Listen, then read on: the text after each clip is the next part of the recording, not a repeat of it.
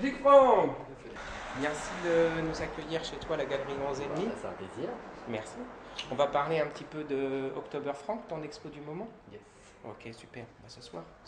C'est une expo un peu égocentrée, non? Complètement. Ouais. Moi, c'est venu un petit peu par hasard, hein, parce que le but c'était que je fasse une expo seule et j'avais 2 semaines pour l'organiser.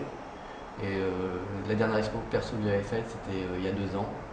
Et pendant 2 ans, je me suis un petit peu occupé des autres, alors cette fois-ci, je me suis occupé de moi. Ton expo, elle est faite seulement à base d'autoportraits. Principalement à base d'autoportraits. Côté pratique aussi, c'est se servir de modèle, il n'y a pas plus simple, quoi. J'ai pas besoin d'aller chercher plus loin que moi. Le stylo bic au feutre, la peinture en bâtiment, presque, oui, c'est la peinture avec laquelle je repeins les murs ici. Donc moi, je suis à fond BD, j'ai toujours été à fond BD. Je dirais que tous les personnages de BD, je les dessinais quand j'étais gamin, et je faisais que ça, quoi. Je recopiais presque les bandes dessinées entières.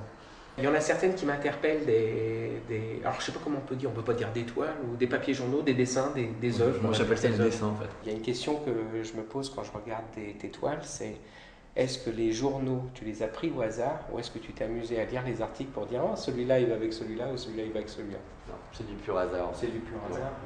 Parce que des fois je regardais tu vois, ce qui était écrit derrière pour savoir.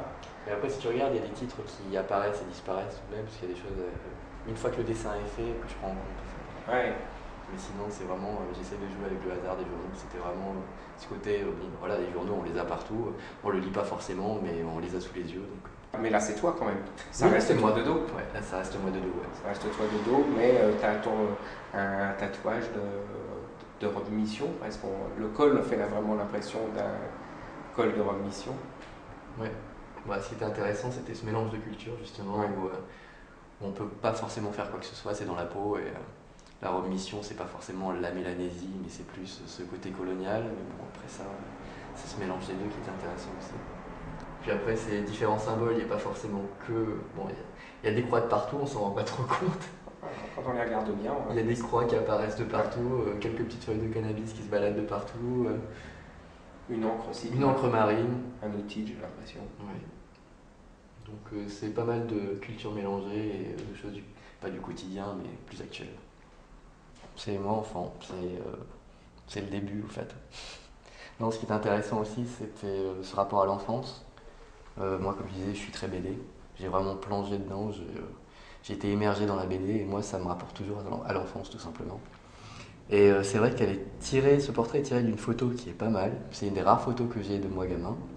Comme je disais, elle était complètement intemporelle, on ne sait pas trop où elle est prise. Je me souviens pas du tout de ce moment en plus.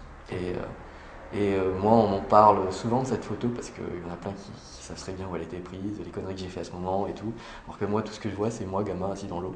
Et que j'ai toujours eu des carpes chez moi.